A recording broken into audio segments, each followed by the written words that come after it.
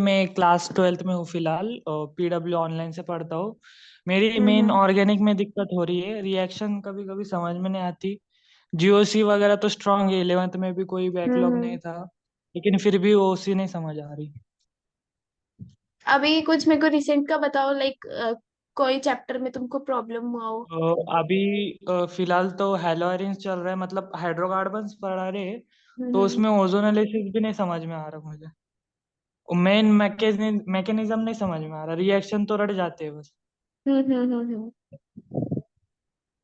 तो तुम्हारे teachers mechanism समझाते हैं? हाँ समझाते हैं, लेकिन समझ में नहीं आता। हमें आर्य सर पढ़ाते हैं, रोहित अग्रवाल मेरे को सर। टीचर्स का उतना नहीं पता है। Okay okay. बट मतलब वो कैसे, वो ज्यादा थ्योरी वगैरह नहीं पढ़ाते, बस क्लास में बोलते हैं, लेकिन थ्योरी वगैरह ज्यादा लिख के नहीं देते। ऐसा है। पढ़ाते तो अच्छा है, लेकिन समझ में नहीं आता, ये दिक्कत है। ओके।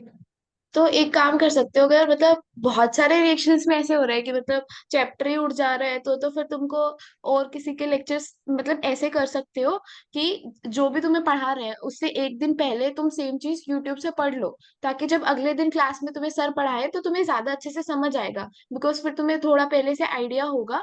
बाकी देखो, ऑर्गेनिक का ऐसा है कि कुछ कुछ रिएक्शंस तो ऐसे होंगे जो नहीं समझ आते हैं कि ऐसा क्यों हो रहा है, क्योंकि मतलब रिएक्शन क्या है कि नेचर का एक पार्ट है। तो हम जो हो रहा है हम उसका रीजन बता सकते हैं कि ऐसा क्यों हो रहा है, पर हम डिफाइन नहीं कर सकते कि लाइक मतलब ऐसा ही क्यों हो रहा है, वो हम नहीं बता सकते।